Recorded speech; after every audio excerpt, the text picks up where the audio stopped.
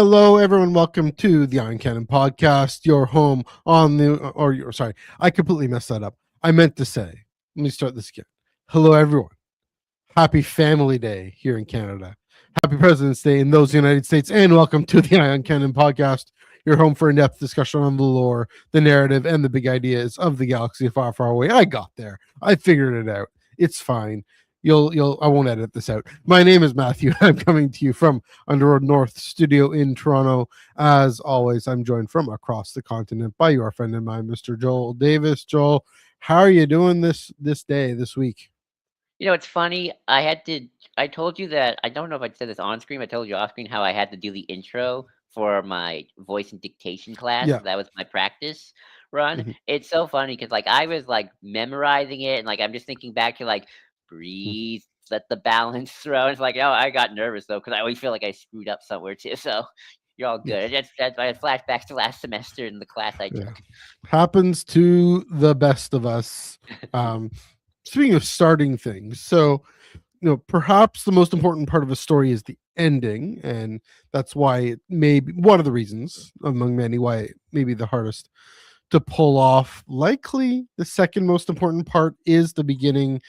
Readers often forget it as the plot thickens and characters develop, but it's critical to setting up everything that follows. And of course, in our era of TikTok attention spans and online hot takes, it has to grab the audience and then leave them wanting more as the story progresses. So this week we're doing something a little different. We're doing a fun countdown listicle because we haven't done those in a bit, and it's nice to just do a fun little enjoyable episode here. Not they're all enjoyable. Nice, fun little listicle episode, whatever.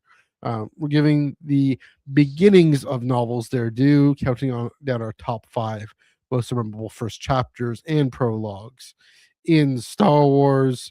Uh, how's it going from Aotearoa? Got the global viewership as well. Daisy, you can let us know if you had a family day or a holiday today. We did in Canada. They did in those United States. So fun times as always. Yeah, we'll get to our main topic in a bit. First off, get the plugs out of the way. You can follow us on Blue Sky at ioncannon.bisky.social. That's at Ion Cannon. And for if you want Instagram and Twitter, well, too bad. No, I'm just kidding. We got you covered at the SWU. Um, all the social medias there. Joel's is manning that as well with Ben, so doing a great job there. Now, if you prefer audio podcasts, of course, there's YouTube audio right now, but also Spotify and Apple and other podcatchers. So just search Ion Cannon Podcast in the podcatcher of your choice, and you will find this episode right after we record. Shortly after, I will put it up. But a bunch of our back catalog, most of our back catalog, I believe, is there on Spotify and Apple. Of course, I mentioned at the SWU, we are proudly part of the Star Wars Underworld podcast network here on the Underworld YouTube channel. We got memberships. We got super chats. So comment down below whenever you want. We'll get to it in the flow of conversation. But if you super chat us, if you are willing to contribute to the channel and the network, in that way, we'll get to it immediately. If you're willing to take out a YouTube membership, we're grateful for any contribution you can provide there as well. Last but not least, for these plugs, for the network plugs, we got the Discord server down in the description below. We got a minty fresh link to get into the conversations all about. Apparently there's a trailer tomorrow that we're going to talk about other Star Wars things going on, the Mandalorian, Grogu coming up, and among other things, including viewing nights and other events. So, Joel, what's going on in the Discord server these days?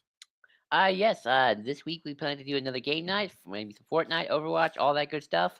Nice. Last week we watched The Mandalorian, episode 7 and 8 of season 1, and the Mhm. week after we're going to do season 2, episode 1, The Marshal. Oh, and I guess Yes. what Yeah. what Waitangi Day. what Nice. Tongi Day was on the 6th. Yeah. Yeah. Recently. Right on. Yeah. Check out the link in the description down below for that. last but not least, actually last but not least in terms of plugs, also on the Underworld Network right here on the YouTube channel. Usually, Chris Abbott and I get together and chat about the comic books that come out that week, that day, every Wednesday at 9 p.m. Eastern, 6 p.m. Pacific. There is a comic book coming out this week.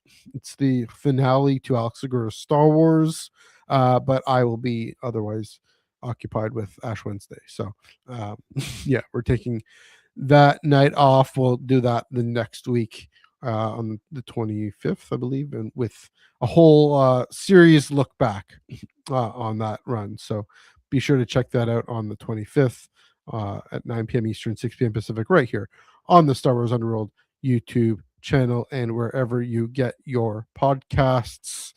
All right. I've talked a bunch. Joe, I'll throw it to you. What do you think about Star Wars this week? You're reading something, you're listening to something. What's going on here?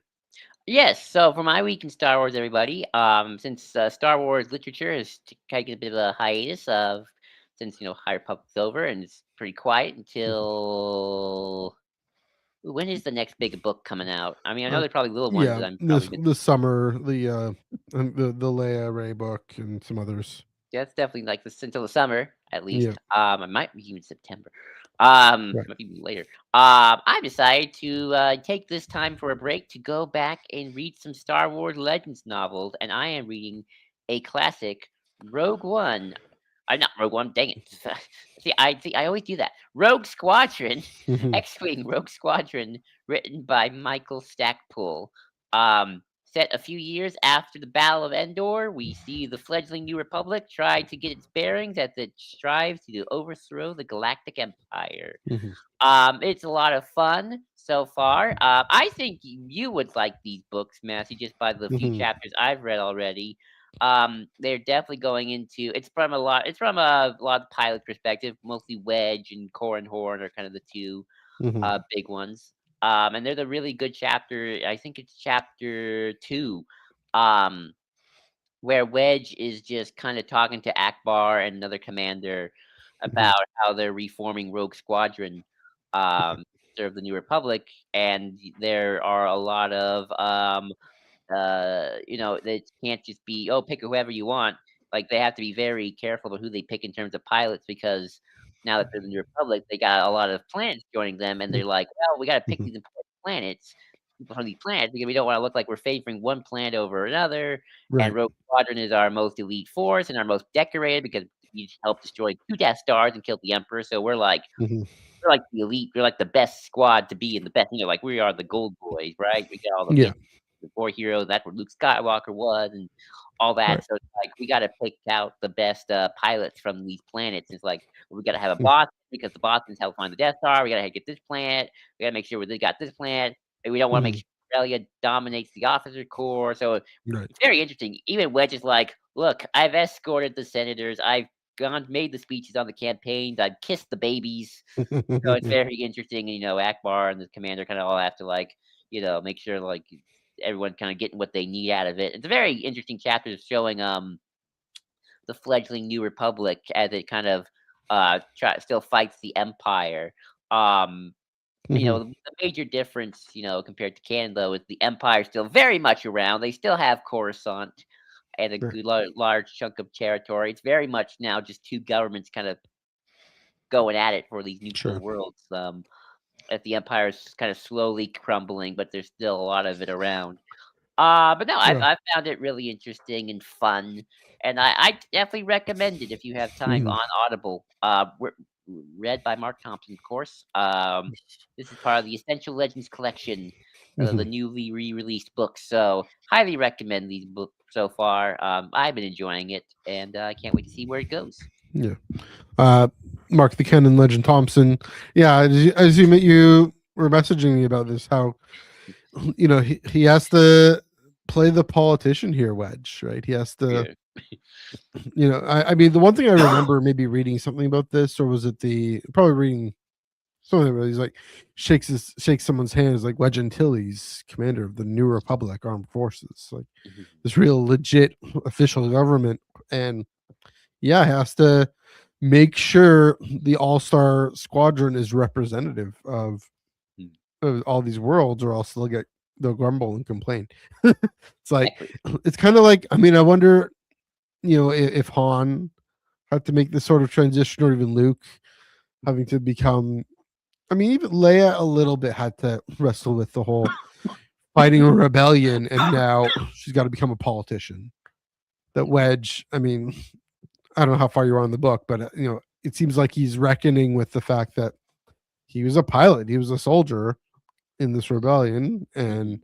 the Empire before that, and now he has this high profile PR role, or PR element to his role that he didn't have before. There's also, funny enough, a little jab Akbar joke where it's like, Mhm. "No, you talk a lot for someone who never accepts promotion." Like Wedge Right. still is, Wedge is like doesn't want to Mhm. go any higher. It's sort of like Kirk, how Kirk hated being an Yeah. admiral and like, "Go back to being a captain, please." I like To that be joke. fair, he was demoted. Yeah, it's like, he got what he wanted. So that's fun. Sure. Um, there's also a Mhm. fun little moment that reminds everybody that, oh yeah, Wedge and Yeah. him are very are Wedge and Luke are besties. Mhm. When he's like getting mad at this commander and he wants to like go at him, and then Wedge is like, "No, Wedge. Remember what Luke always says: anger never gets you anywhere." Yeah, there we go. And they also do talk about a little bit of how like, oh, there's also talk about Luke reestablishing the Jedi Order. We Yeah. gotta deal with that too eventually. So it kind of showed like all the ways everyone's kind of. Mhm. I don't know. I don't think Luke, Han, and Leia are in these theories, because it's Mhm. sort of not about them. It's not about you guys. But they're definitely mentioning like how they're kind of Sure. transitioning to and all that stuff. Yeah. Akbar's in it, so that's Yeah, that's true. I know I have it in a box in my parents' basement. I might pull it out at some point. or at You know, least read chapter 2. Yeah, you think that's where it just read happens. chapter 2. Okay. I think that's Pull when it it at some happens. point, especially if I keep reading at the pace I'm reading. Speaking of which, July, so uh Eyes Like Stars, the YA romance, coming out on July 21st by Ashley Poston, and then Legacy, that's the Leia Ray novel by Madeline Rue, coming out July 28th. So yeah, that so we have until then. So, I mean, there's a bunch of other things coming out, different reprints, and this is from The Wook, of course.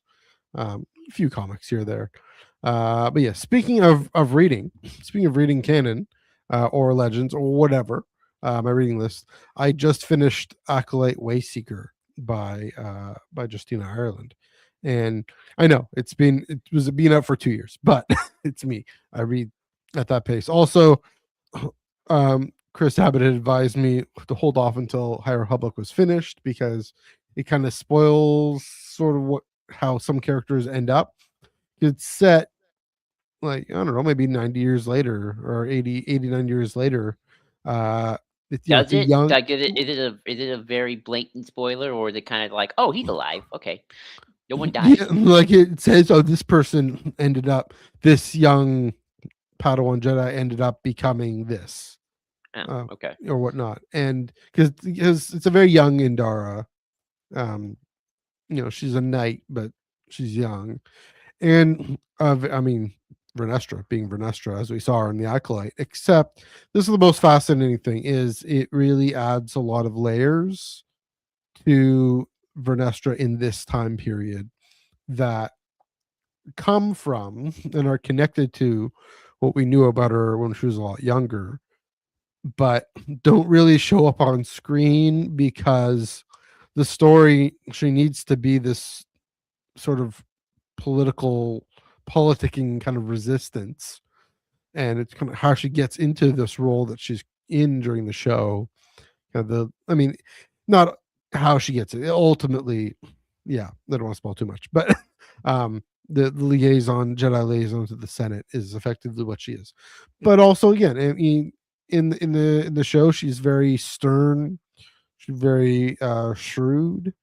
You can almost say kind of a bit of antagonist role, a little bit, not as much as Chimera, of course, but um, not terribly not terribly three-dimensional. Just kind of one-dimensional there. And and again, that's all the show had room for, and I'm not knocking it. I think Rebecca Henderson and performance and the writing and everything with her character is great. But this shows her more personal side. It shows kind of what's under the armor, so to speak, of why she is where she's gotten to where she's gotten as a character at that point. Interestingly, with Endara, I mean, uh, this isn't a spoiler because it's at the beginning of the book, and then kind of where we see her in the Acolyte. She starts off a lot like the way Reith Silas starts off. She starts off as someone who wants to stay put in the archives because the rest of the galaxy is too big and scary and not worth pushing out. She is capable. She's a knight. She's capable of facing danger, and she just doesn't wanna until Yaddle says, "Hey, we got a mission for you. Go pick up Vernestra." So, yeah, I'll talk a little bit more, bit of a spoiler for our conversation. I'll talk a little bit more about Acolyte Wayseeker, but it really, I mean, one thing I'll say, the ending did make sense, but it feels fast, but it still makes sense. I get it. I would have liked to see things fleshed out more, but otherwise, yeah, it was really up to Justina Ireland's standards for writing Vernestra, for writing these characters, writing in this world in which the Jedi are mostly loved, but not always, and that's where we are. And so it also makes me want to watch the Acolyte immediately. I mean, I like the Acolyte. Um, I didn't mind it. Obviously, some parts were a little wonky, but this makes me want to sit down and binge it all the way through and see how that holds up because I haven't actually done that yet. So might do that. Yeah, it's a solid, fairly quick read, only about 250 pages. I thought it was longer, then I remembered that the first 3 chapters of Light of the Jedi are at the end as a bonus, but um, so I finished it sooner than I thought I would. But yeah, good read, definitely recommend. Nice. Have you read it? Have you heard anything of it? No, I haven't. I haven't done that one. I Yeah, decided I wanted to go back to Rogue Squadron this yeah, time. that's fair. So I recommend it. Recommend it, especially if you're finished all of High Republic, then for sure. But all right. One more little thing. If only they could do this today and not tomorrow. I know, But right? on Darn. a random Tuesday in February, Mhm. they're dropping the next Mandalorian Grogu trailer, whatever teaser trailer. I guess it's trailer coming out tomorrow. No, I think this is the full trailer. I think this This is is the like full trailer. yeah, yes, this is the full trailer. Okay, but we had the teaser for the trailer today because that's the world we're in now.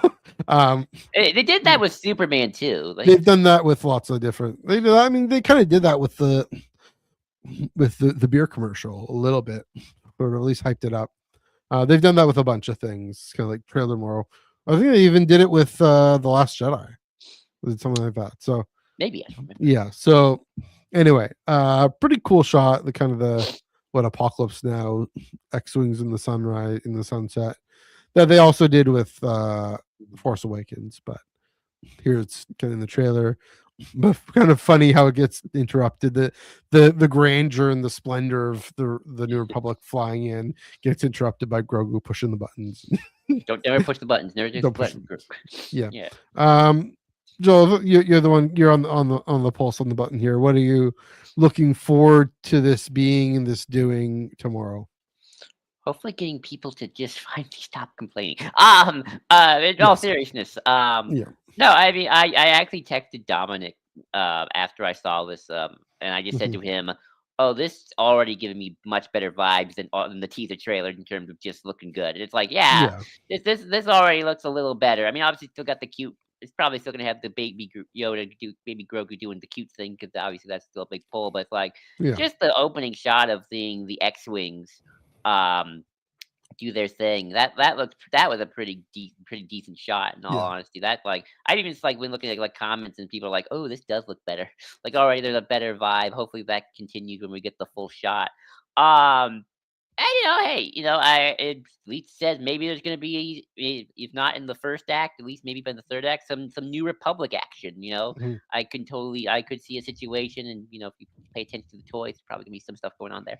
Yeah. Of Sure. the probably maybe the Mando's down for the count. He's by himself. The Empire and the gangsters are doing their thing, and then here comes the New Republic X-wing squadron. The cavalry has arrived, Toronto and Carson Teva. yeah, yep, led by the Carson Teva, and like the New Republic's gonna fight alongside Mando and Mhm. Grogu at the end. It's gonna be pew pew. Maybe some Mandos show up too, because why not, Yes. right?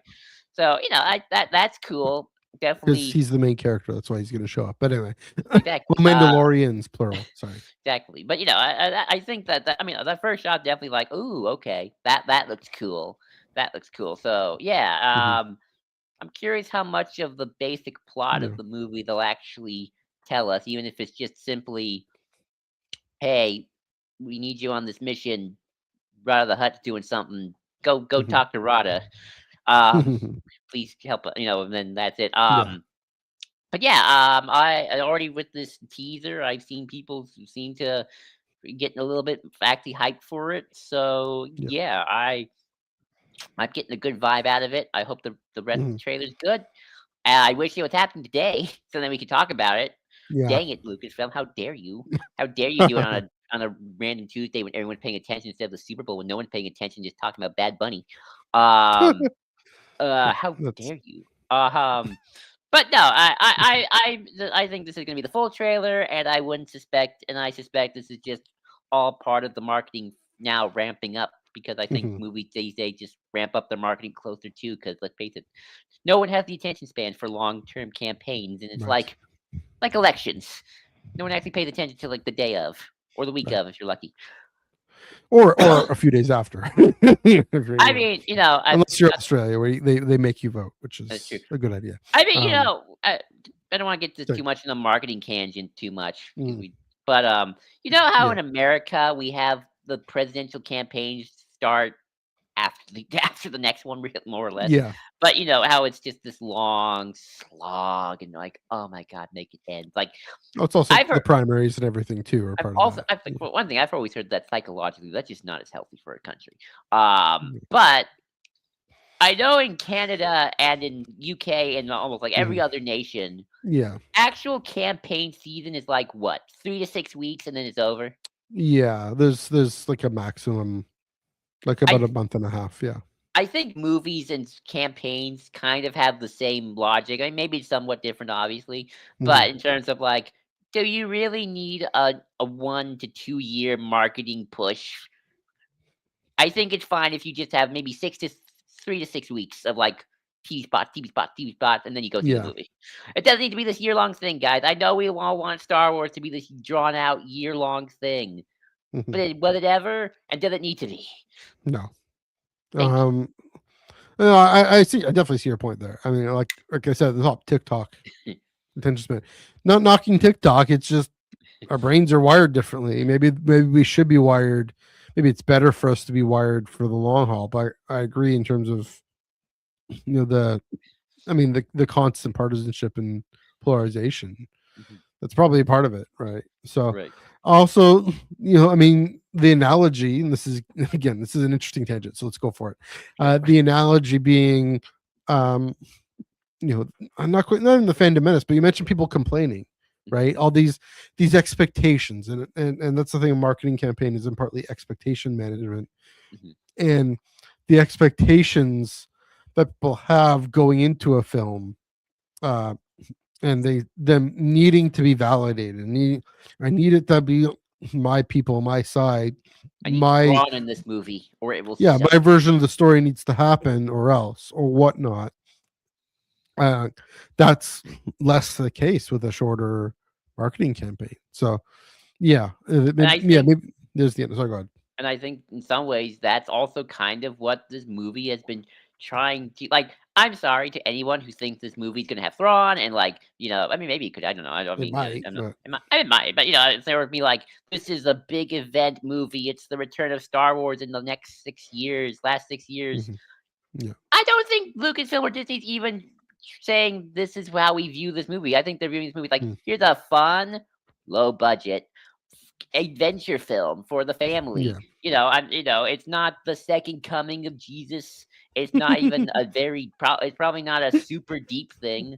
I think the marketing, say what you will about it. I don't that first trailer, I can agree, maybe not that great, but I do think there right, is a little bit of like, guys, this is not the big return to Star Wars event. This is kind of a small mm, scale thing here. And we know that. We budgeted for it. We mm. expect it to do well. We don't expect it to be the second coming of Jesus Christ. It's not it's not even the Force Like the Awakens. Force Awakens, which was apparently. I mean, I think they market it that way, where it's like, yeah, this is the grand return. Or even Last Jedi to some extent. It's like, guys, this is just a fun movie. Don't expect much, and if you You, like it, great. If you don't, oh well. You still saw it yes, anyway. So I think, again, yeah, I think that's also why some of the marketing's been. I think yeah. fans aren't used to the idea of like Lucasfilm actively telling us, guys, we're not trying to deliver the second coming. We're just trying to deliver something fun. You know that Joel. You know the second coming is literally the end of time, right? I know, but that's just I get still your point. It's just funny. Um, yeah, I mean, and that's the thing is, speaking of humor, I love that Super Bowl trailer, the beer commercial. I think it's hilarious. They all trolled us. I thought that was funny. But this trailer, like kind of what you're implying here, this trailer is going to be what people were expecting Mhm, the Super Bowl, but now there's more attention on it, more eyes on it, like as you mhm, say. Um, yeah, I mean, even to give us a sense of that feel, give us that right, feel, because you know maybe that's the thing. It's expectations management. It's um, it could be proactive expectations management by giving us the feel that this is a fun adventure film right, that isn't necessarily going to be all that deep. That being said, I mean, I do think whatever the film is, it is a big deal for purely because it's the sixth year, the first 6 years, and that Lucasfilm doesn't really have to do anything special about that for that to be the case. It's just it's gonna be we're gonna feel that anyway. Casual fans are gonna feel that anyway. I think because for some of them, it's gonna be the first Star Wars they've seen in 6 years, right? right. So that also shout out to our guy Apatrono Carson Teva, getting Yeah, a Lego minifig, getting a Micro Galaxy Squad. That's full circle because of course Paul is a Micro Galaxy Squad collector. nice. Uh, Almost all the Micro Galaxy Squad figures we have in this apartment are we won at one of his parties. So uh yeah. So that's wild. That there's full circle that I mean that's one of the things he's known for is collecting MGS and now he's got one, which is so bonkers. Nice. So there Nice. we go. Yeah, and then yeah, let's get a sense of it. I do want to see Paul. I mean, we got the X Wings in there. I do want to I hope see, he's in the trailer. If not, I yeah, do in the expect him to be in trailer. the movie, though, at the least. Yeah, no, yeah. Well, he's got the Lego and he's got the thing. So yeah, um, most likely, it'd be weird if he wasn't Yeah. in the movie. Um, let's put it that way, given everything. Uh, that's one of those things. There's such thing as as reasonable expectations, guys. Yeah. Not that you can't have expectations, but at least make them reasonable. All right, so yeah, that's tomorrow. No tractor room for us to talk about it, but I'm sure the flagship will be talking all about it on Thursday, and then Joel and I you can chat about it on next Monday. Uh, Yay. yeah, there we go. And of course, I mean, social media, we'll chat about it there and in the Discord. Okay, this is a good thing to talk about in the Discord tomorrow. Mhm. There we go. All righty, let's get to our main topic. I'm gonna take a swig of water. 1 second. And you noticed down below, I said it's best and most memorable. So I want to set up a few things. Again, the reason I I thought about doing this topic was because Acolyte Wayseeker has a really great first chapter, really interesting, and I'll get into why in a second. Why? Oh, not in a second. Why later on. Um, but a few disclaimers. Memorable doesn't even mean necessarily the best intro. It likely is. Doesn't even necessarily mean the best book overall. Just putting that out there. But I think I gather some of us have picked all time greats. Um, Mine are all canon. Joel, you did a bunch of legends. That's fair too. Fair game. Anything's fair game. Prologues, preludes, first chapters, however the novel starts. But we mainly did novels. I have some YA in there too. Uh, so, but yeah, it's pretty wide, pretty broad. I picked Because whatever I could remember yeah, very memorably. I went well, with the that's the criterion, right? Is if you can remember it, if it comes to mind fairly easily. I did a little bit of fact checking just to make sure I got my wires crossed correctly, but yeah. So that. Lastly, this is kind of what a point I saved Wayseeker and some others for my honorable mentions, only because they're too recent. So how do I know if it's memorable in a few years if if I just read it? So uh so that because we will do honorable mentions before we do our number one to make uh you wait. to make you To wait, but the suspense. um but yeah, and then I guess we'll do the kind of the usual rules, Joel. How we I gotta do this sticker thing. The usual rules of um if it's you know how we do these top fives, right? If it's not in your list, then you can respond immediately.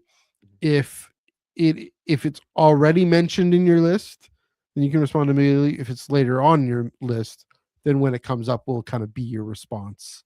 right. That's kind of how we do it, if that makes sense. Yeah. So yeah. um so yeah, let's dive in. I'll dive in with my fifth most memorable, and that this kind of was a bit of a surprise. Queen's Shadow by E.K. Johnston is Hmm. my fifth most memorable. It starts off with the handmaidens bathing, and it kind of, I think that gets recapitulated later on in the novel, in this YA novel. And it's memorable since it really sets up the feminine teenage tone for the novel. These are a bunch of teenagers hanging out, teenage women hanging out, and really for the whole trilogy. I kind of remember it. This is kind of an example of uh, most memorable doesn't necessarily mean best. I mean, it kind of sets up this very idyllic, idealized tone that just isn't for me. And so hopefully others loved it. I did read the whole trilogy. Um, Queen's Hope is my favorite, but yeah, Queen's Shadow. I mean, it was a really interesting novel for uh for the way the handmaids, especially with Sabe and that relationship, uh and their bond with and service of Padme. And so also this chapter where they're bathing all together with Padme there, just hanging out, being friends, being companions, and just shows, oh yeah, this is they're all kind of on a level playing field because they all have to blend in with each other, and especially Sabe and Padme have to blend in to each other in a way in order to be an effective decoy. So yeah, that I found it quite memorable, just the way it starts off this fascinating novel with a very idyllic aquatic setting. Yeah, I'm gonna bring that one up later, so we'll move on. interesting. Uh, So what's your fifth then? my fifth, it's Aftermath Life Debt. I think it's Okay. either the prologue or chapter one. I don't. I'm gonna mix up prologue and chapter one, so just That's fine. Yeah. badly. But I remember it because I remember opening on Jakku with Mhm. little Gallius Rax little galley on the desert, and seeing Yoop Tashu appear. Oh, Mm. got the wrong. Before Yeah. for the whatever what's the word, the observatory. Thank you, the Right. observatory. And I just think it just sets up a very interesting atmosphere for this character, and Mhm. kind of his story. Which is a shame that he never comes back in anything, and that he's kind of just this weird one-off character. Mhm. Gallius Rex is like this weird one-off character who just like he shows up in Aftermath, he shows up, he gets mentioned in Battlefront, he shows up in the comic, um, and he never appears in anything else. I mean, obviously he dies. Spoilers for Yeah. that, but he dies, and he never shows up retroactively again in something else. It's just like he's there, he dies. Mhm. That's kind of it. No, I remember that. And I remember all the speculation about Gallius Rax and like, is he related to Ray? Not because of Jakku and the that thing, blah blah. So, yeah, that's my number five. The Aftermath Life Debt Prologue Clash Chapter One. I forget. Is that Life Dead or Empire's End? No, that's Life Debt. Life Debt has the Gallius Rax flashbacks. Okay. Empire then doesn't. Yeah, Life Dead begins with Han and Chewie. Oh, I think maybe that was Chapter One. But I do saw remember Yeah. Jakku. I don't know. We'll have to fact check even more. There we go. Yeah, interesting. Okay. I'm not going to comment because I'm kind of confused about which book is which, but that's okay. It's been a while since we read it, but we remember something. My number 4 would be Thrawn 2017, Oh, and okay, that's a good one. because I mean, in canon, Mhm. it's sort of, I mean, essentially Thrawn's origin story, at least how he gets discovered by the Imperials. You know, he's, I mean, it's memorable for sure, and pretty gripping. That, I mean, there's certainly the prologue of that kind of uh, the announcement from the Ascendancy banishing him, but then you see him kind of. I mean, you see him in the Jodie Hauser adaptation, but also in the Tim Zahn novel, just kind of with the long hair and Looking kind of like rough. Fabio. Kinda look like Yeah, hiding out on that planet, and uh and Eli and his squad run into him, and he, you know, we see first contact protocols, we see him kind of not getting asylum but being able to communicate in the Cybisty trade language, and not, of course, not counting his earlier encounters with the Republic, which we don't know about until uh alliances. ascendancy or alliances, of course. But you know, one of the questions even I had going in, even though hadn't read too much, was how this differs from his or relates to his Legends origin. And you know, with Zahn, kind of holds up to be the same, except we learned there, or we learned some point that um, this was on purpose. It wasn't, he wasn't banished.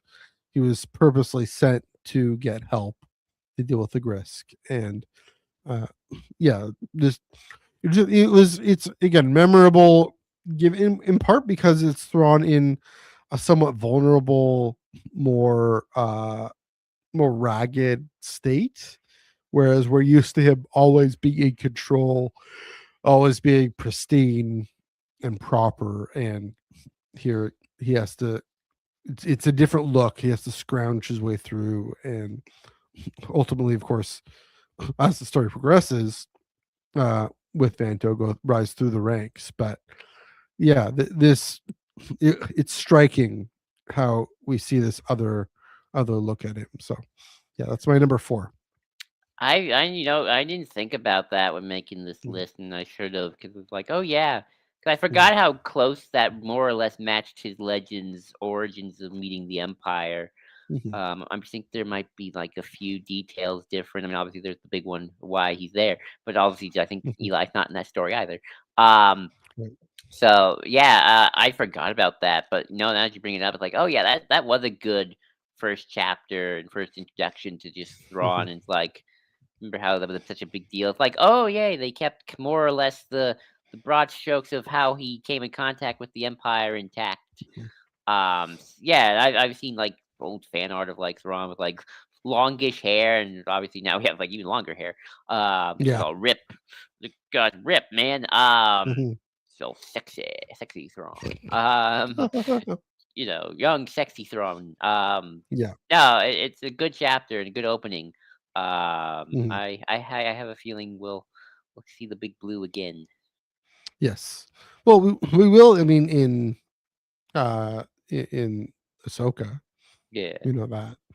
So, sometimes. All right, go for it with your number 4. My number 4, Master of Evil.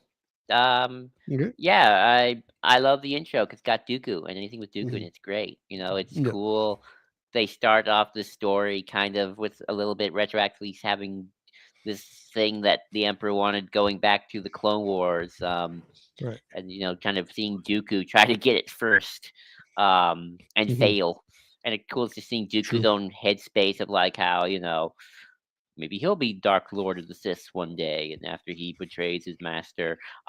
Which just kind of a bit of a tangent. Do you ever find it funny that Mhm. Palpatine's actually younger than Dooku? Like Dooku's actually older than Sidious, actually. Um, Do I find it funny? I find it. I find the awkwardness that Dooku probably experiences amusing. Right. That he has to. Well, he thinks he's Palpatine's equal, but really he has to debase himself to be the apprentice, right? it And so, yeah, that Dooku, awkwardness is again, yeah, Dooku's this count, this very yeah. grand, and it isn't an external persona the way, say, with Palpatine is, and way with Plagueis or whoever is. Um, that's part of him, right? That he's Count Dooku, Count of It, Sereno, former Jedi Master. yeah, Yeah. I've always found Dooku and Palpatine's relationship fascinating because it's sort of like you said, it's like it's not like Maul and Vader where, Mhm. Maul's obviously I mean, Maul was basically raised by Sidious, Yeah. so he's practically dad. You know, Sidious True. also kind of has a bit of a fatherly relationship with Anakin, obviously. Mhm. Um, Very where toxic, of course, but toxic. I mean, oh yeah, yeah. Obviously, got that abusive parent thing where it's like Dooku. I mean, Mhm. Dooku is older than Palpatine just by official human Mm, age. right. Dooku's like already by the time they meet a well-established Force user, Jedi, and Count. Mhm. Um, so it's kind of like, you know, Dooku's got to bow and be like my master, where it's like Dooku's Mm, like already like way older, and I think sometimes they come off with like we're partners, we're truly partners, and even though mhm. I'm technically the master because you're still learning, Yeah. a very old student. I mean, hey, we're as Yoda would say, we're always a student. We are to some extent. Yes. I feel like he said that before, but I just find Mhm. that funny. Anyway, I do Yeah. find cool this moment of like Dooku trying to find the thing, and just thinking about the Clone Wars and like maybe the separatists will win, maybe I'll Mhm. overthrow my master, having all these thoughts, and then obviously Mhm. him trying to just like not piss off Sidious when he Yeah. fails. It's such Mhm. a good moment, and it's just a cool opener for a book because I we don't get enough Dooku things, and I'm always Mm, want just like let's get some Dooku stuff. I'm always mhm. pro Dooku. Yeah. I kept it for an honorable mention because again, it's too soon, but it probably for me at least, but it probably will be one of the most memorable in openers. I did not expect it. I did not see it coming. So it was a wonderful surprise in this novel about Vader set middle of the Empire. And we start with The early days Dooku of the Empire. in the early days. Sorry, in the early days of the Empire, right? Of course. But we start with Dooku, what, before the Clone Wars or during the Clone Wars? I think it's during the Clone Wars. So, like, now in retrospect, it makes perfect sense. And that's the thing. It feels like it's earlier back, right? Feels like the two are separate, but yeah, there's only what 2-3 years apart Mhm. from Dooku from the prologue from the main story. But yeah, it was just like I agree. I want to see Dooku esque things show up. I mean, there was that treasure of Count Dooku, uh, or the lost treasure of Count Dooku with Sudan Nathano, the Crimson Corsair. Let's see other kind of legacy. What kind of legacy he's left in the galaxy. I Count mean, Dooku was obviously, a visionary. my favorite moment in Mandalorian. No, not really, but my favorite one of my favorite moments in Mandalorian. Uh, Well, it's cool and because it's like, yeah, yeah, Dooku was this big political hotshot. He mhm, was the face of this faction for 3 years that did a lot yeah, of damage, and obviously, was never going to win. If that was never the point of it, but it's no, like to a good chunk of the galaxy who never figured it out. It's like mhm, Dooku's means something. Like I'm surprised there aren't. I kind of would find it fascinating if there mhm, aren't some Dooku sympathizers in the yeah. rebellion. It's like, does my mom have to put up with them, or does like, are there? Like, I don't know. Probably doesn't seem Well, like it, you know what but Saw Gerrera thinks. I mean, they did kill his sister, so Yeah, gotta give gotta give it yeah. I mean, I can almost imagine.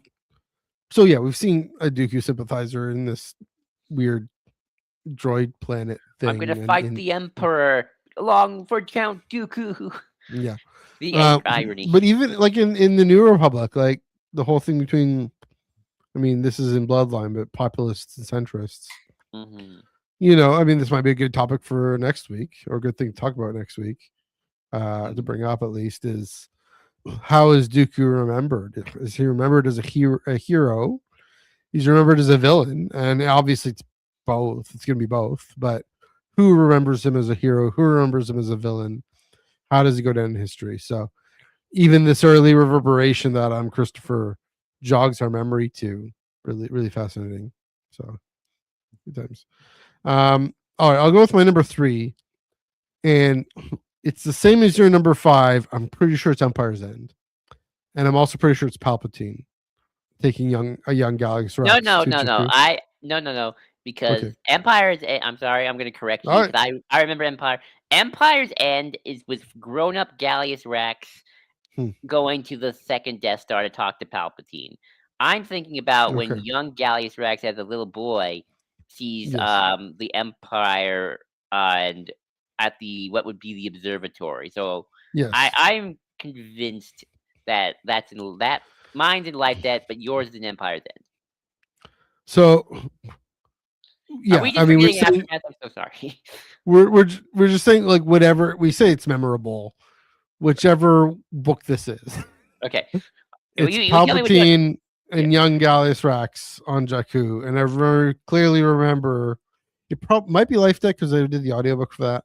Anyway, I very clearly remember Palpatine looking around, surveying the scene, saying, "Oh, this will do nicely, and you will do nicely to Gallius." And That's Life Death. uh, That's Life Death. yeah, and the whole thing about wiping the chessboard, right? Revealing, Palpatine's plan that he's already. I mean, this is what year? When would this have been? This would mean during Clone Wars also, or Maybe before? before. I think maybe before. Like he already that early. Of course, he's planning for the Empire, but he's planning for what happens if it fails. If he dies, not if it Mhm. fails.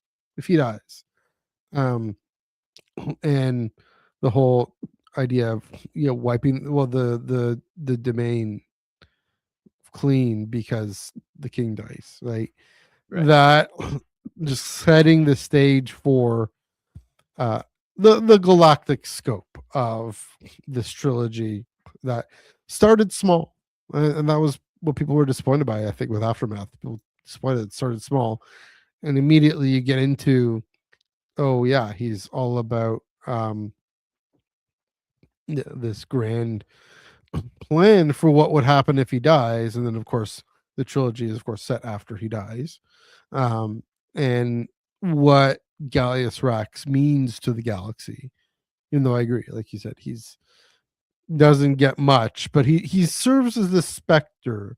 It's even in the Battle of Jakku comic, he serves as this specter, this shadow, Mhm. uh, kind of. I mean, in the background, the puppet master, kind of controlling Sloane, controlling uh, the Sentinels, if you will, not directly, but um, calling the shots. And like his presence is thick due to his absence, but I think that's a lot of it thanks to this prologue and to the little bit that we see of him. Uh, it does a lot of work. This prologue, especially, doing a lot of work for saying this is what this story is about. This is what this observatory is about. Right. Let's take mass all the Imperial fleet to this one planet, and let's take them out and the New Republic at the same time, and Right. take the eclipse and go off into the unknown regions if you want. But yeah, it's just, again, it's striking. It's striking that we get a.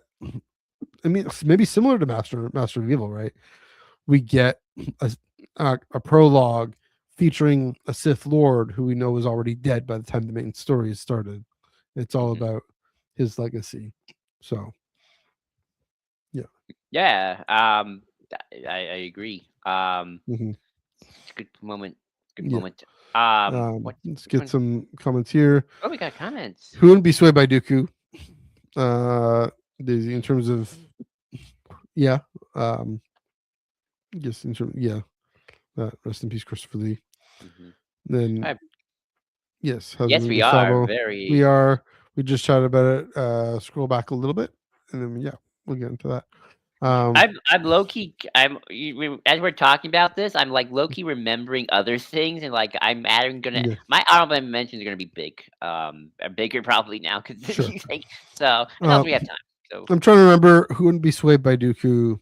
Like Qui-Gon, folks who Obi-Wan wasn't be swayed. Obi-Wan wasn't swayed by Dooku. Qui Gon would have done. Yeah, no, it's true. Like folks who remember him positively, remember as a hero. Like you have even recordings of him. Not true. That'd be great. I want that story. But I mean, like, Yeah, what is? I actually am kind of curious. Like, what is Dooku's legacy to the? I yeah, don't want to turn too much into a Dooku conversation. What is Dooku's legacy to the wider galaxy these days, right? Because mhm, like, it's kind of like, at least with Palpatine, even if you didn't know he was a Sith Lord, although I think that's sort of mhm, become, if you believe Rise and Fall of the Galactic Empire, that's sort of mhm, become now just a thing. I think more people know, especially because Palpatine himself literally is like when he yeah, comes back in the clone body, he's like, ah, screw it, I'm a Sith Lord, and the mhm, day of revenge, the day yeah, of the Sith. Like I'm just going to kill all of you. Where yeah, at least in between all that, there was a little bit of it's like yeah. Palpatine was just a sucky politician like them all. They didn't know he was like an evil wizard who commanded the forces of darkness Yeah, sure. under his Well, heel. clearly Christopher Lee's character doesn't know. You Okay, I mean, not no, Christopher Lee, not Christopher Lee. What's no, his not face? Christopher Lee. Christopher Lee is the that's right. Not oh shoot, Doc Brown. Yeah, Um, another Doc, Christopher. oh gosh, Yeah, he's Canadian. He played King I know. in or whatever. Shoot, I Anyway, can't believe we're forgetting the actor's name. My God. Oh, Christopher Lloyd. Duh, Christopher Lloyd. Christopher L. I was close. I was close. Anyway, Yeah. yeah, it'd be interesting. It's funny we're coming back to this. Yeah, But yeah, back to yeah, Avatar. folks. Oh, okay, sorry. Well, yeah, well, just thinking about like the last thing I wanted to say is I want Beaumont Kin to write the biography of Dooku of Sereno. That'd be nice. That'd be Yeah. interesting.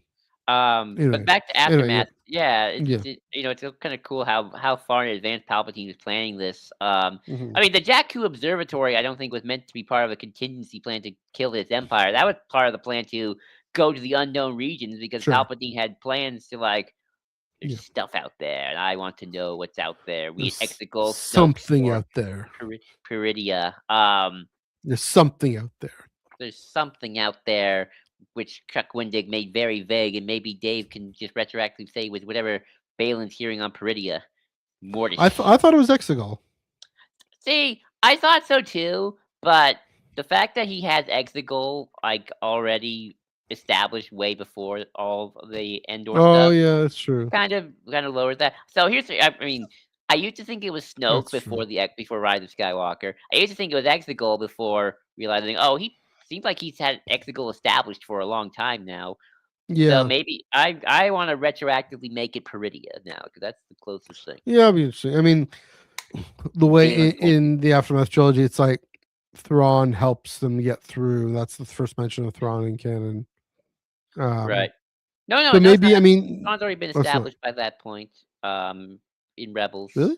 Yeah, because after Oh because yeah, I yeah, guess that's pretty early. Yeah, that's true. he comes Forgot because about you that. mentioned Empire, then Right, that that would have been a much bigger deal. Yeah, yeah. it was a big deal at Celebration. Yeah. Anyway, speaking of rocks, though, right? I mean, just kind of my thought about how his presence looms large despite not having much to do. Do you have that sense, or do you really feel like he's lacking? I mean, I do think in some ways maybe that's kind of his point because he's kind of like he thinks he calls himself the Imperator, which is like a chess piece. Right. And then by the end when he dies, he's like, "I am not the Imperator. I am just the Skittermouse," which is him kind of realizing, "Oh, you were Yeah. never meant to be anything. You were Yeah. just here to do one thing, and then you're dead." And then Yeah. whereas like like he's talking Sloane, like, "You Sloane must now, um, Mhm. take the Empire and rebuild." And Yes. that he did.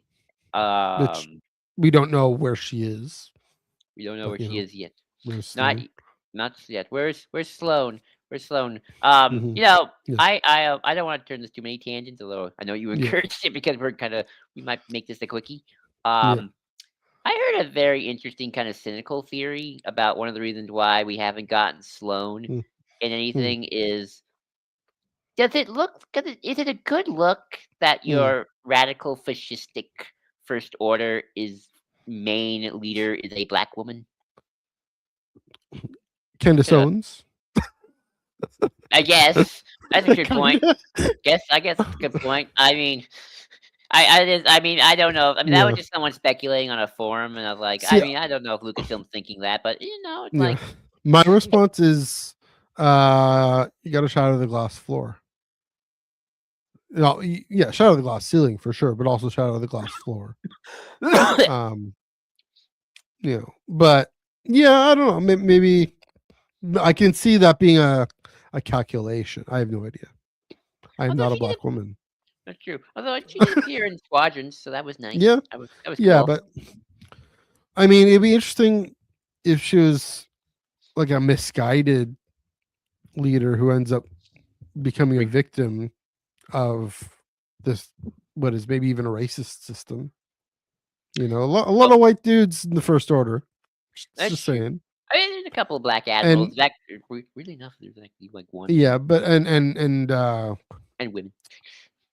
Captain Phasma. I mean, she's blonde, That's true. I mean, so you I mean, know. I will be curious to see the fate they give Sloan because they're Yeah, very much they've been very good at not going like the good Imperial route, like yeah, Pelion kind of gets misguided as, which I can go into a whole tangent about that some other day.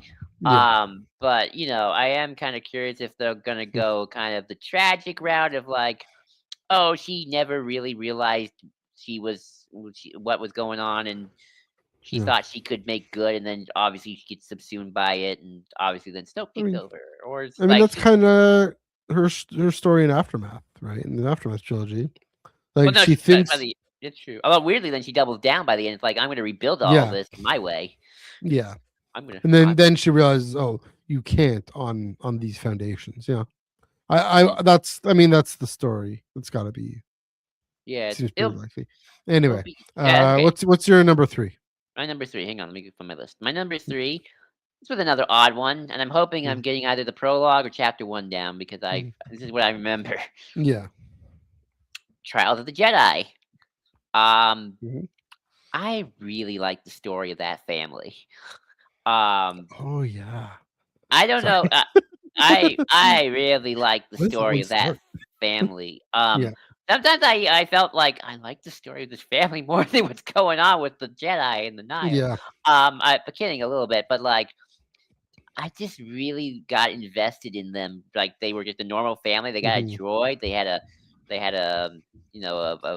little creature, and it's like, oh, they got to Yeah. A evacuate pet. their home and run, and you could just see the stress on the dad and the mom, wheelchair, and it's like, Hmm.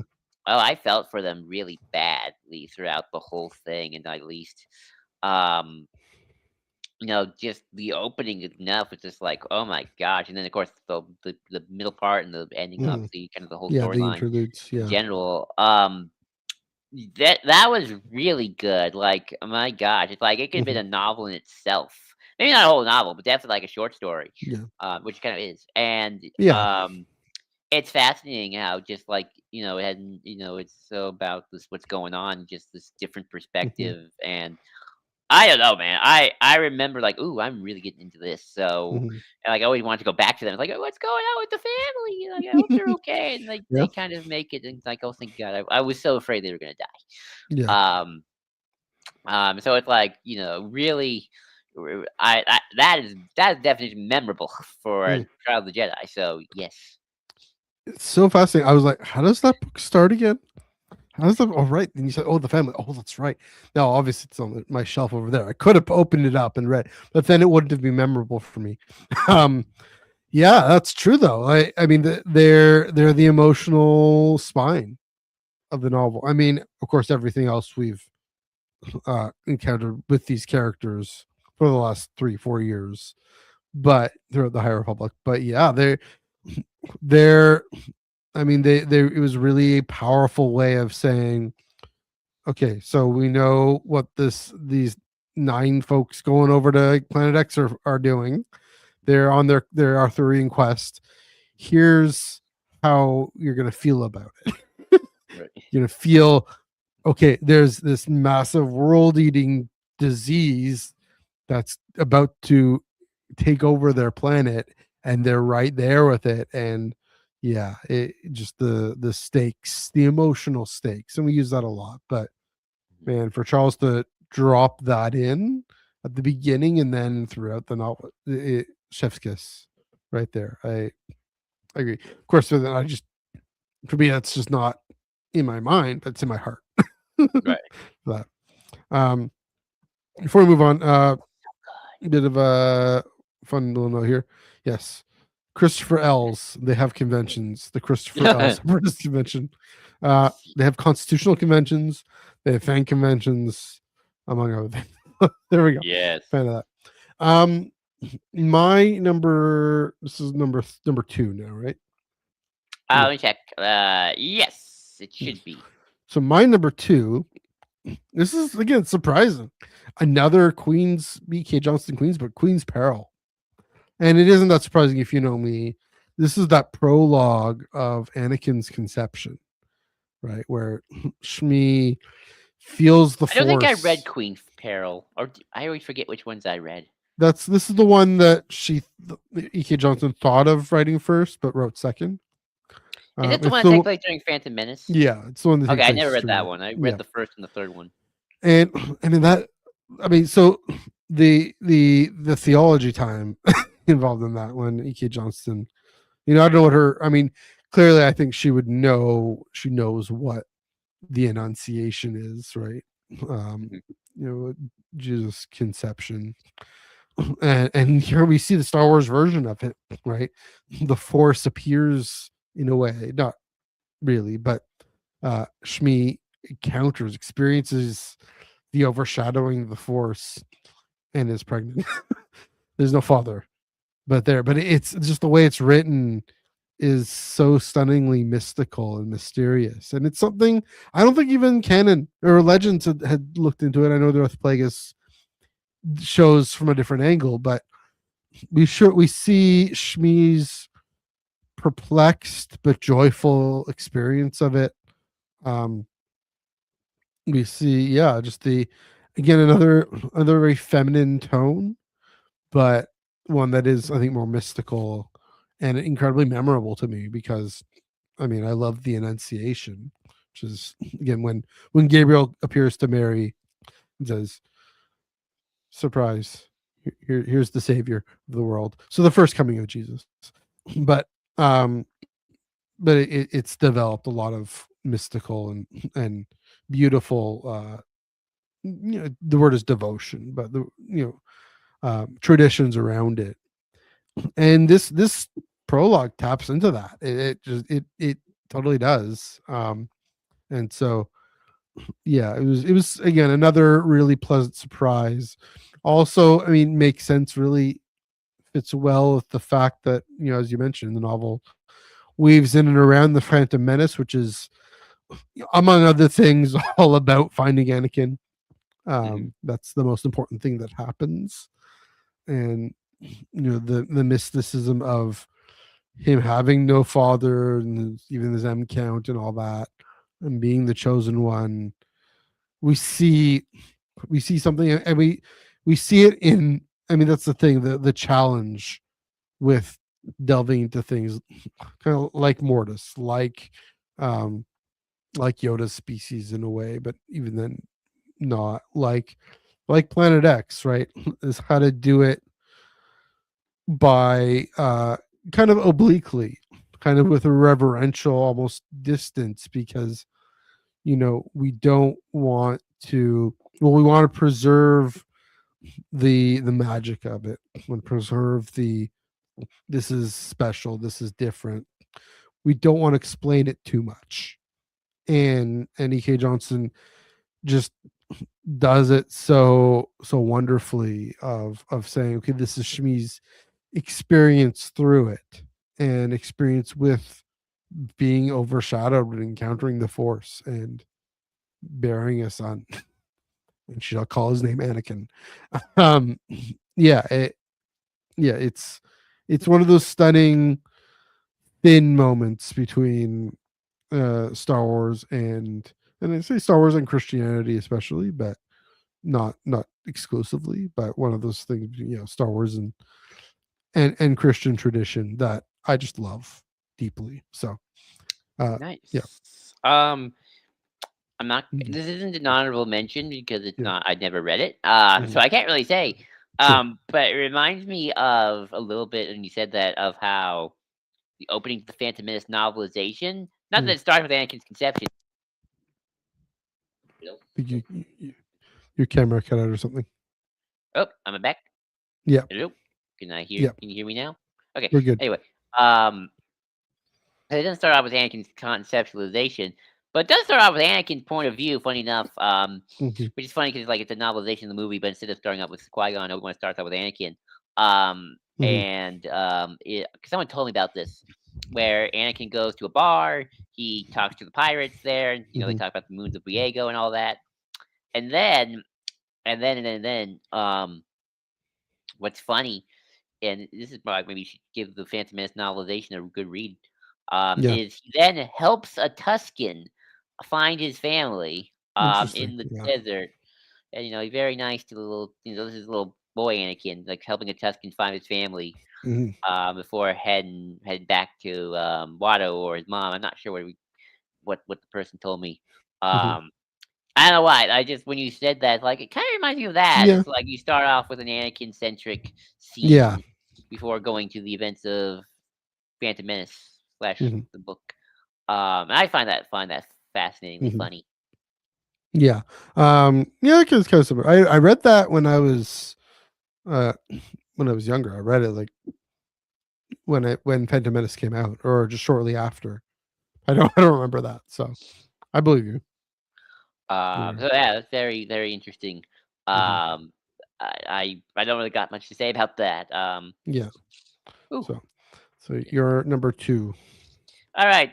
I went back and forth on what my number two would be, but then you said most memorable, and I'm like, Hmm. well, I remember this a little bit more than the other one I was gonna Hmm. put. So Yeah. this is why Legends book went out. So this Hmm. is kind of cheating because I think I'm merging the prologue and chapter one together, but it's Eh, kind of all one thing it's in my fine. head. Hmm. And that is the prologue and chapter one of Plagueis. Hmm. I always remember the beginning of how Yes. it opens up with Plagueis dead. Palpatine's just kind of looking out onto the horizon. Hmm. Plagueis has already been dead in his sleep, Hmm. although less dead in his sleep. He's more like he got drunk and then Palpatine Hmm. just snapped him. And Palpatine kind of like he's feeling the Force. He's kind of feels the power. He's like I'm the master now, and he just kind of reaching in, thinking back, trying to see where the journey of his master truly started and where it ended. And then we Hmm. get to chapter one, which is on Baldemnik. That's Hmm. the planet's name. It's Plagueis Yeah. and Tenebris. They're doing their thing. They're mining some cortosis. You know, and then the mine Hmm. explodes, and Tenebris is dead, and the Plagueis is like, "Hey, I killed you. You said I wasn't gonna do it, but I did it." And Tenebris is like, good job." And then he's like, Hmm. wait a minute, you're at the ship." Hmm. And then Plagueis is like, it blew up too. And they're like, "You moron, you're gonna kill yourself too." And that's Yeah. I knew you were a screw up. You were overly egotistical, and like plays like, "Oh, don't worry about it. I'll be fine. I'll rule this. The rule of two's over. I'm gonna rule the Sith for 1,000 years in my direction. The one Sith are here. I can feel it." And then he cracks Tenebris's neck and like, "Well, time to find my way out of here."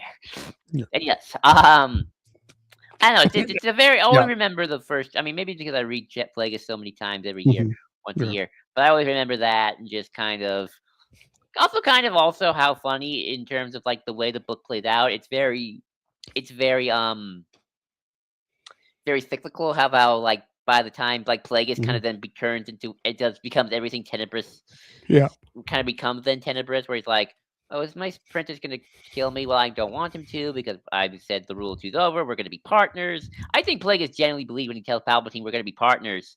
We're gonna be partners." I wish we could do endings because then I would definitely put this on the Wow. top for my ending for Plagueis. Well, that's another Um, episode. Sure. I know, right? But if I can Mhm. remember all the endings, because sometimes I can't remember the end of every chapter, Yeah. and they all kind of bleed together.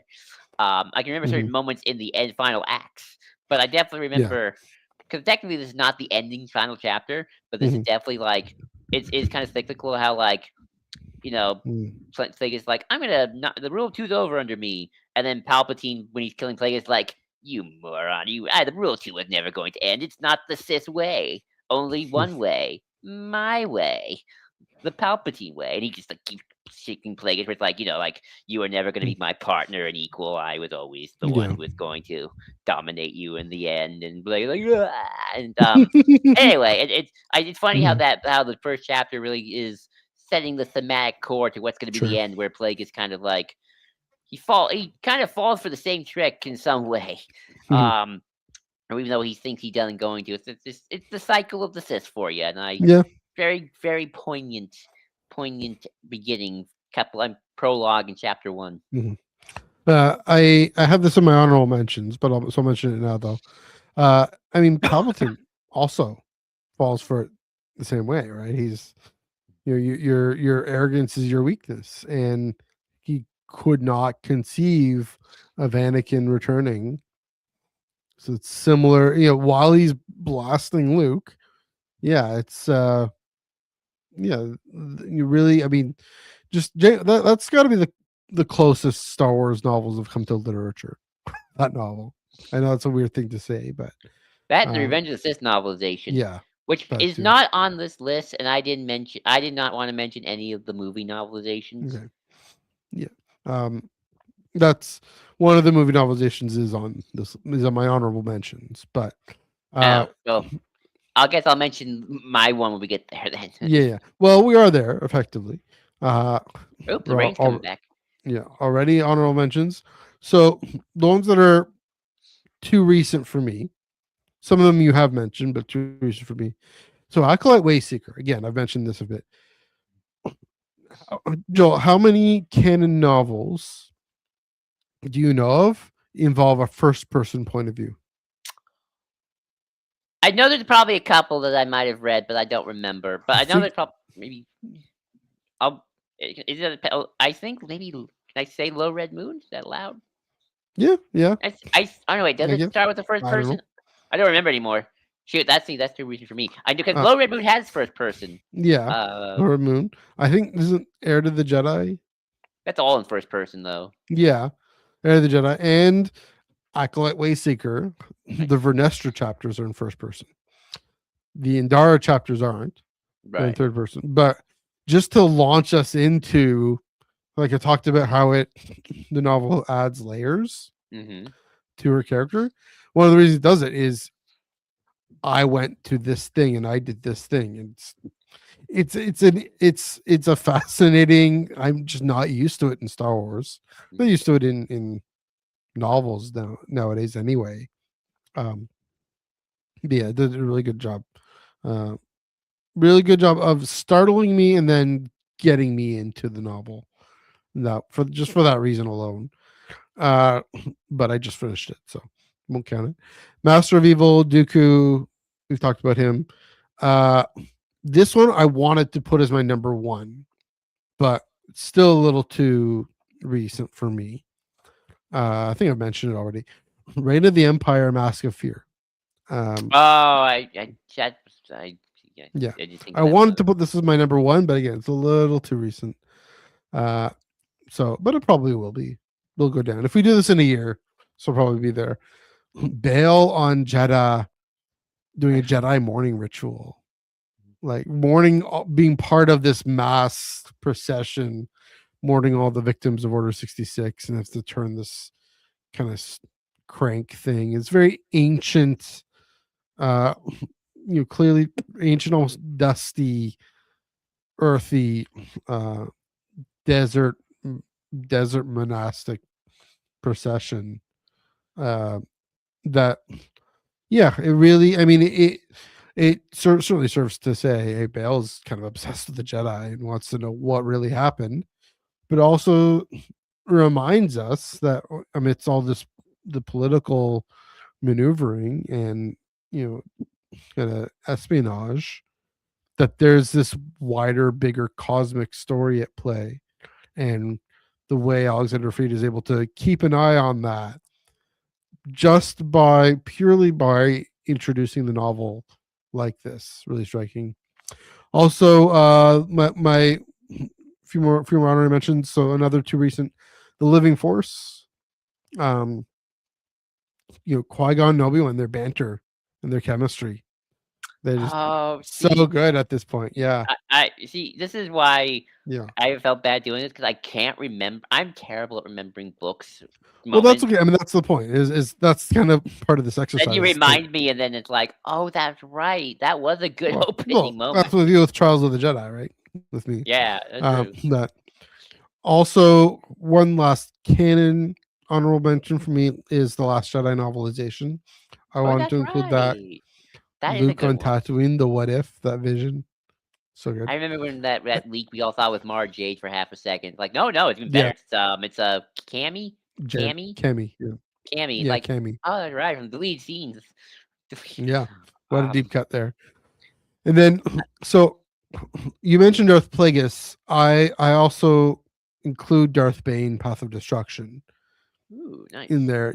They both start in mines, right? How Right. Bane is he's a I miner, a very disgruntled miner, and but how working both of class their Sith Lord, working class. yeah, well, both of their origins are in darkness in the underworld. Um, with Bane, it's working for the man, Yeah, and so how he's driven to rebel against the man, but becomes the man. Uh, Vega's already the Plagueis, man. yeah, yeah. So, well, Plagueis is already the man, but is Hago Damask or Hugo Damask. But yeah, so those are my honorable mentions. Yeah. What is your extensive list of honorable mentions? All right, so I'll start. Light of the Jedi, Mhm, chapter one, with the cruise line that gets mhm, destroyed by the hyperspace event. mhm, I remember that because it was such a good I don't like Light of the Jedi. I'm infamous for that, but I like the first chapter because I mhm. really like the characters and the crews. It's kind of like the family, but if the family just stopped after chapter one. Um, Actually, so that was a good one. I also mhm. put Queen Shadow on here because I remembered like, oh yeah, it also has Palpatine in the first chapter as well, if I Yeah, remember correctly, and Palpatine talking to Padme, which is kind of cool because like you kind of mhm. forget that. Oh yeah, Palpatine and Padme used to be friends, or at least political They allies, were and colleagues. her mentor, kind of Mhm, to some extent. Um, mhm, when she was the queen.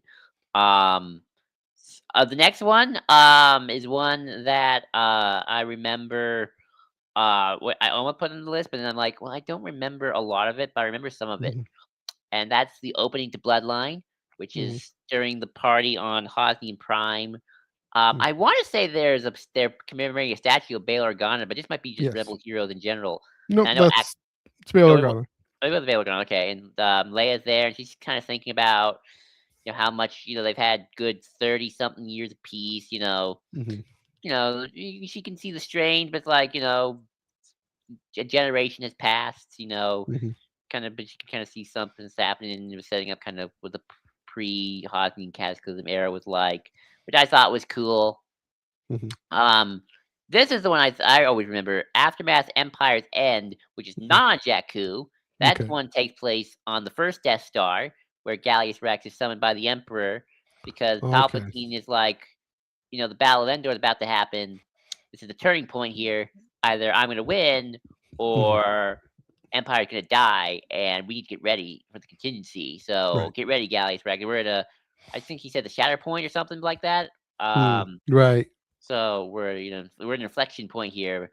You must be ready to do what must be done, and that sort of thing. Um, so I remember that, and then well, you got a novelization, I'll do a novelization. Register's novelization. That first chapter, that first Mhm. soap. There's opening line like the Age of Heroes. Although the Age of Heroes, let's see, I have it right here. Mhm. Though this is the end of the Age of Heroes, it saved its best for last. Mhm.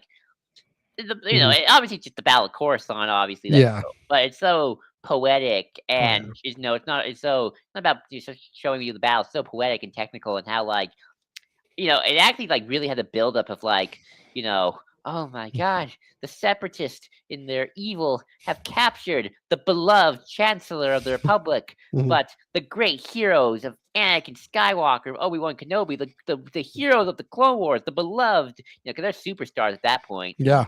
the Guire Galaxy, like they're here to save the day, and Mhm. it's like just it kind of gives you really a sense of what the world has become of Star Wars. Mhm. It's like where kind of says like, yeah, Palpatine, he is the beloved chancellor standing strong against the separatists, and the Mhm. Anakin and Obi-Wan are like the great heroes of and Anakin Skywalker especially is like the great hero of the Yeah. Republic. He's a superstar. He is like yeah, He's the like man. Yeah. yeah, he's the The man in the man. best way. Yeah.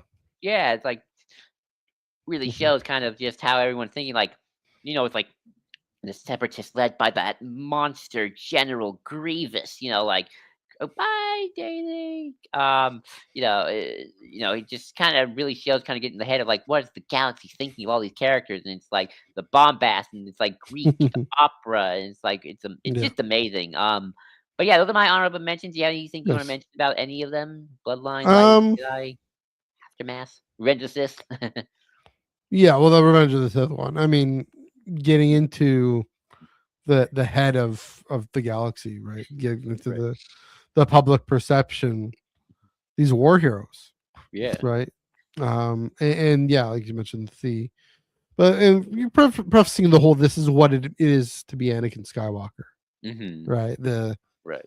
like and how his hot shot, uh, guns blazing, really gets valorized Hmm. in ways that the Clone Wars show does a little bit too. Yeah. And maybe that's part of the inspiration for it, or as in the novel could have been an inspiration Right. for that. It's written much earlier, but yeah, to say, oh, but is it also the dragon, Right. right? So yeah, and the kind of again setting it up, but getting the excitement and the pace of that battle, amazing. Yeah, it's been a while since I read it. I have the one with the footnotes, so I need to give that a read. But yeah, so there we go. All right, I think on to number one. Should I do my number one? Do And you number want to do your one? number one? Is that how we want No, to no, do it? I wanna go last. I wanna go You want to you go go last? Okay. Yeah, yeah. So my number one is Light of the Jedi. Oh, wow. Is Oh, the opening with the cruise ship. yeah, is Hedda Cassett. I mean, yeah, that first chapter, I do love how they released the first 8 chapters Mhm. for free just to get people into it, especially during COVID and all that. But or was it before COVID? Forget. But um, yeah, I mean, you had a cassette in the Galaxy Run, and just introducing the Great Disaster as this. I mean, the way it starts off with this one former RDC officer who is now basically uh, piloting a ferry, or like a passenger cruise ship, and she still wants to be very ordered and have everything proper in military precision. And so we get to know her. We get to appreciate her for who she is, and then boom. she's dead. That's the last thing. And what I love about this, first of all, again, just so stunning. Even Charles would kill her off right at the beginning like that. Of course, we see her niece at the very end on Ariadu. That was cool, but yeah, introducing kind of like you were saying with the trials of the Jedi beginning. The emotional stakes, the human stakes, and that happened in the second chapter, and when we actually meet the actual Jedi involved, who are shining some light. Um, yeah, but really, it starts with a bang, literally, and it sets up the whole. I mean, this is the first chapter. Yes, there was the short story, inside a short story, but this is really the first chapter of the High Republic, and Right. it starts with a bang, and it says the High Republic will not be taking any prisoners. You will get attached to characters, and they will go through the ringer, and this uh, ruthless, you create wild, unhinged faction is monkeying with hyperspace, and who knows what's going to happen. Anything can happen after that, right? And it just really just set up everything in that sense, just thematically, tonally, emotionally. um yeah, and so just, you know, like when we do best most memorable endings, I'll probably have Trials of the Jedi there. um That's gonna be hard for me because I sometimes, like, yeah, when it comes to the ending, I don't always sure. remember the final chapter. I just kinda remember, well, this was in the final act, so whether it was the Yeah, last chapter, I don't remember. well, anyway, when we do final act, final Trials of Jedi will be up there. uh Great way of finishing a story, because Charles is one of the masters of payoff. He's also one of the masters of setup, and both in terms of plot, but also in terms of the emotional and the tone. And so, yeah, to start off the High Republic like this, what a bold move, what a bold choice that paid off so perfectly. I just remember Yeah. a lot of the Mhm. just the world building of the cruise ship thing. Mhm. Or the cruise ship a refugee ship? I actually don't remember. It was a transport. Of the transport and just kind of how, Yeah, you kinda get really see the day to day of it. yeah, Really and that's, I liking. mean, in that era, right, well before the Empire, Right. you know. So the Empire, there's no worrying about the Empire or any kind of like that, any kind of that, or the Republic so much. It's, yeah, it's, again, anything can. This is new. You don't know what's coming. Anything can happen, and yeah, brilliant. Indeed. Alright. Shall we begin my number 1? Yeah, go for it. Alright. My number 1. I think I wanted to go last because I felt like my number 1 was the number 1 to begin all number 1s. It is a number 1 Hyping up, high that stakes. is Go that ahead. is im that is not only great, but crucial to so much of Star Wars storytelling. I am, of course, talking about Heir of the Empire, Chapter 1. Imagine it. Interesting. At 5 years after the Battle of Endor, the Star Mhm. Destroyer zooms across space.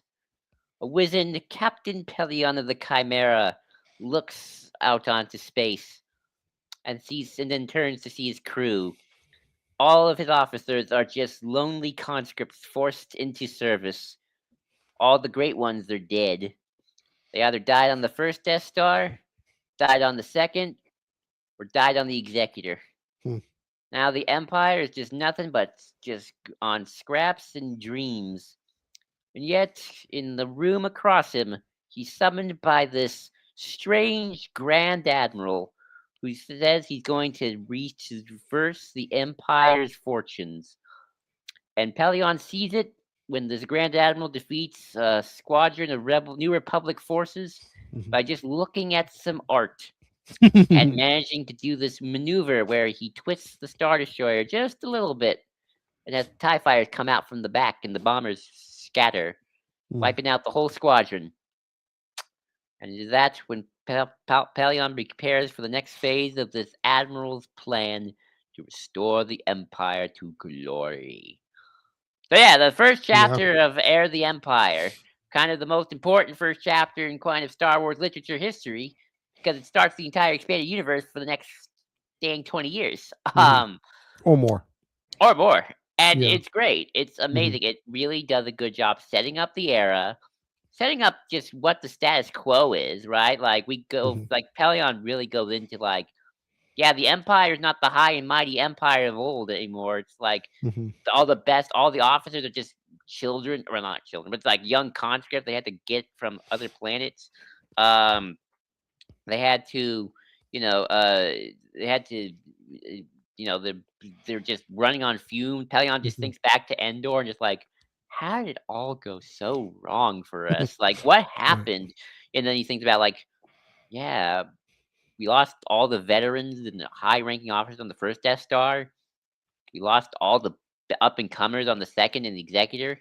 Mhm. This is all that's left. What's going on? And then obviously we get the introduction to Thrawn. He's so mysterious, like the blue skin and the red eyes and the darkness on his command chair, looking at a bunch of Mhm. art and stuff. We get Rook, his bodyguard, who's creepy and mysterious.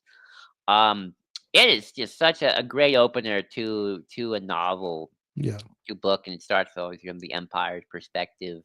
And just it does everything perfectly just to set up just trilogy, but also just really set up what the post Endor era is gonna be like for moving forward, at least in terms of Legend how Legends Mhm. did it.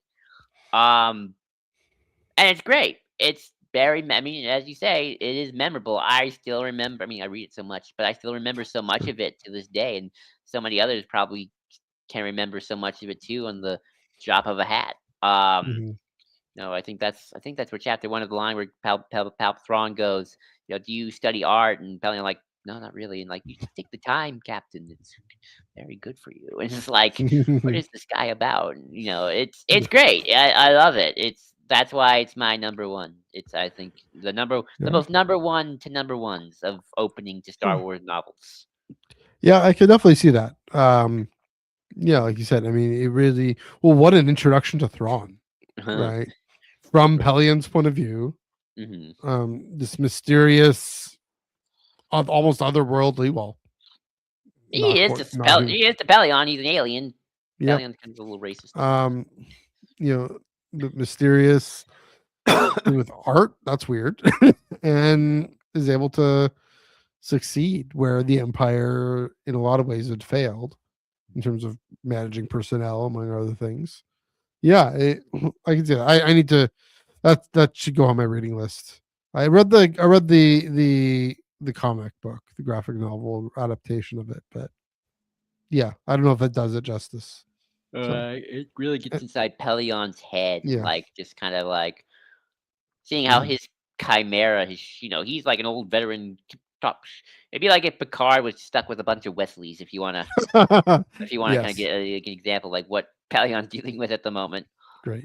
Some Um, people, I some mean, people, yeah. but I mean the reverberations of that, right, into uh, well, Rise and Fall of the Galactic Empire, Mhm, but oh yeah, and Lost Stars, right? mhm, Some that whole theme of well, the depletion of personnel mhm, has been a major dent in the empire, mhm, and it's even in canon, you know, by Jakku, it's a shadow of what it was, mhm, and so clearly already coming out with that idea in the early '90s. Uh, it was on it really thought through. I mean, it really goes to show the importance. I mean, I realize the importance of that trilogy is that not only can we make Star Wars novels, not only can they be good, they have to be good. They better be Oh, good, or absolutely. else, you know. I also, since we have some time, and I know we are Mm, definitely a little bit extra time mm, than usual, although we'll wrap up.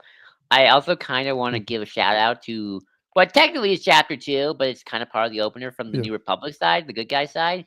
Mm, Because you know, one of the things I think this does why I put this high above all the other books we talked about mhm, this not only has to establish a story, it Right. kind of has to establish the era of the world. And like, everyone does that to some extent, like to kind of remind you, hey, we're in this part of the timeline, guys.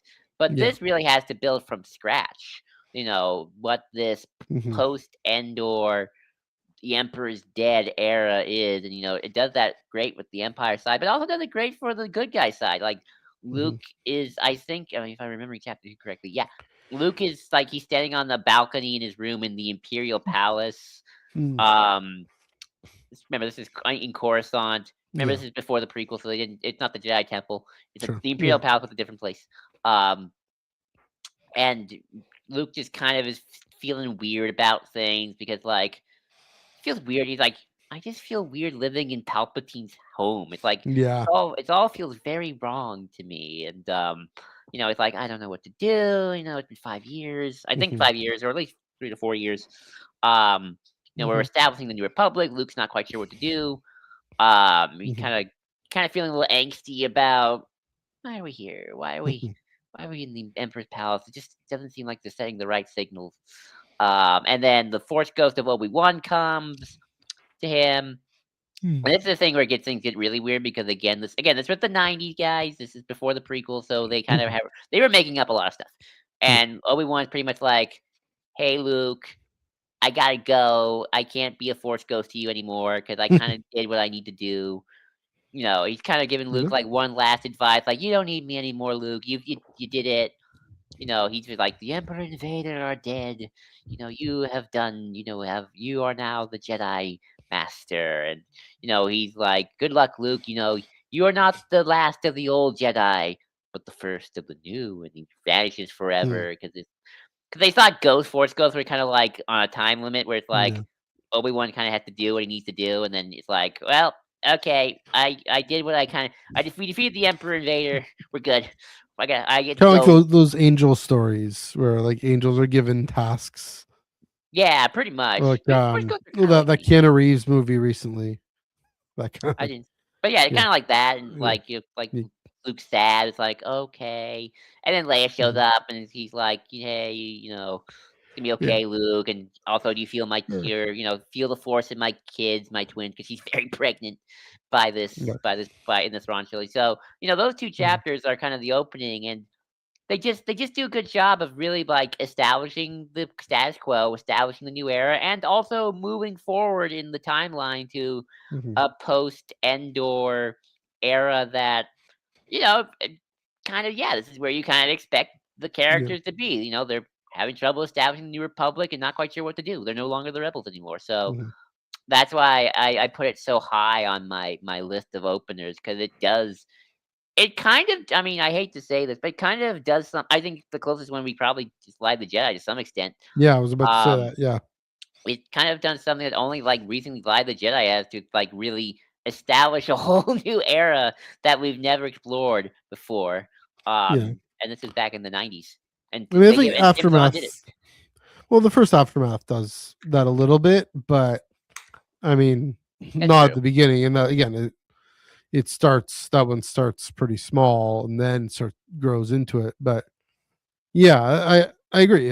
It's very few opportunities to do that, And Tim and it's Zahn, that's hard why to Tim do. Zahn's so high on the list of so many people's Yeah, faves. yeah, and also, I mean, yeah, I was gonna say Light of the Jedi had to do that too. Not just the first few chapters, but I mean, those first 8 chapters, setting everything up. I mean, what's so hard? Oh, sorry, I didn't have my decaf. I did have 2 decafs. What's so hard about all that though is, well, first of all, to plot it out in a way that sets up good storytelling in the future. Hmm.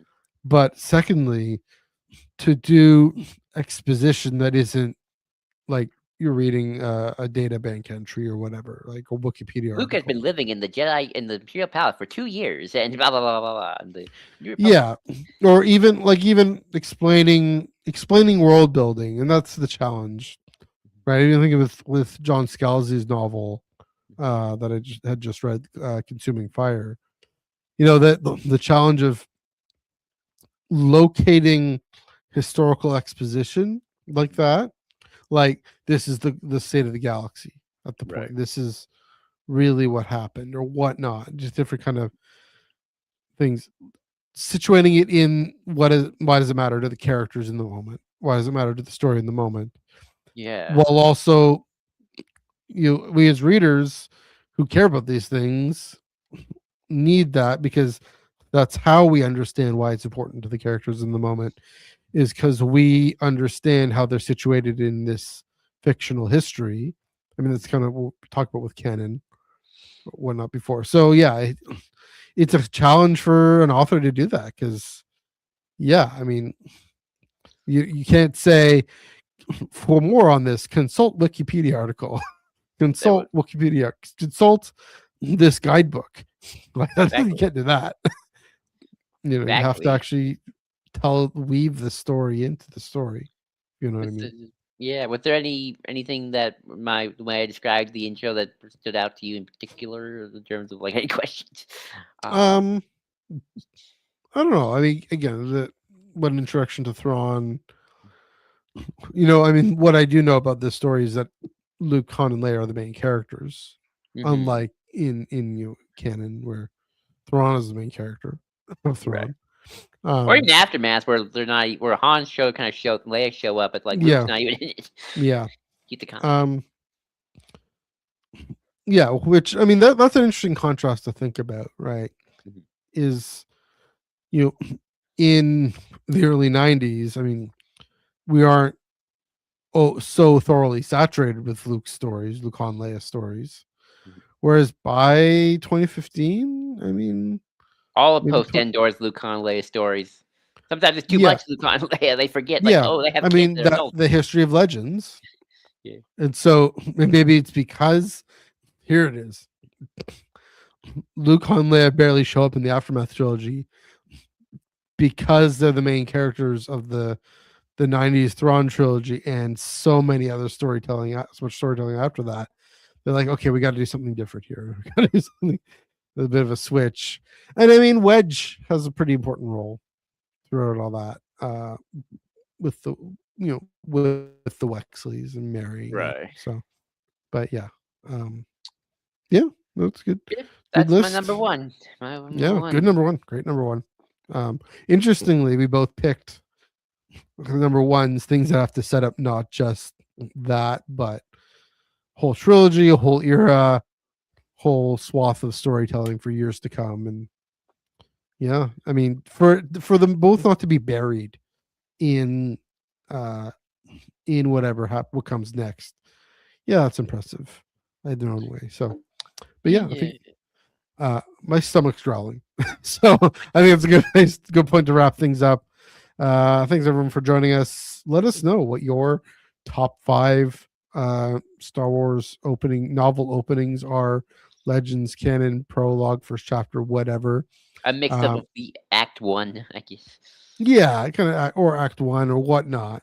Mhm. Um, let us know in the comment boxes below. Let us know what you think of Wedge in X-Wing Rogue Squadron, Acolyte Wayseeker, and of the trailer tomorrow. What you're looking forward to, comment down below, because those boxes ain't going anywhere. Please do give this video a like and a share, and subscribe to the channel if you haven't done so already. Joel, a great list as always. Great list again. Where can they find you on the internet? You can find me at JID20234 on Blue Sky, JID20234 on Blue Sky. I am also doing the Ion Cannon Blue Sky and Star Wars Underworld Blue Sky as well, and of course on the Star Wars Underworld Discord server. We'll be talking the Mhm. trailer, Mando, Thrawn, and more. There we go. Yeah, you can follow my personal, mostly Instagram, as I mainly use Instagram, MNUG1138. It's also my threads in Blue Sky. I am on Twitter. Will get those notifications, but I don't really post much on Twitter, or post at all on Twitter. Mostly Instagram stories is where I post. So if you want to see that, also at the Tractor Beam, Tractor Beam Comics reviews, and Canon Blue Sky there. And yeah, speaking of Tractor Beam, taking the night off. We'll be back the week later because I'm going to read all the way through Alex Aguirre's Star Wars, and we're going to talk about it. Chris and I are going to talk about it on the 25th. But yeah, until then, we'll take a break for that memento mori because of Ash Wednesday for all you Christians or whatever out there. Pancakes tomorrow. Go eat some pancakes tomorrow. Yum. There you go. And then next week, as I teased this for a little bit, next week we were talking about separatism in Star Wars, separatism here in Canada, in the real world, real politics, and again in the galaxy far, far away. So be here. Be sure to check that out. Let's separate. Let's just enact some separatism. I'm kidding. Yes, let's enact some separatism so I can go have a snack. There we go. Yes. Go the visionary for that snack. Hey. Yes. Yeah. So check that out. I'll talk about both Quebec and Alberta. Why not? Among as well as the Commonwealth of Independent States, independent systems, states also states, independent systems, and Confederacy of Independent Systems, and the Nile, among other things. So yeah, check that out. Monday, 8:30 p.m. Eastern, 5:30 p.m. Pacific, right here on the Underworld YouTube channel and Facebook and Twitch, etc. But yes, until then, let's build this thing and head home.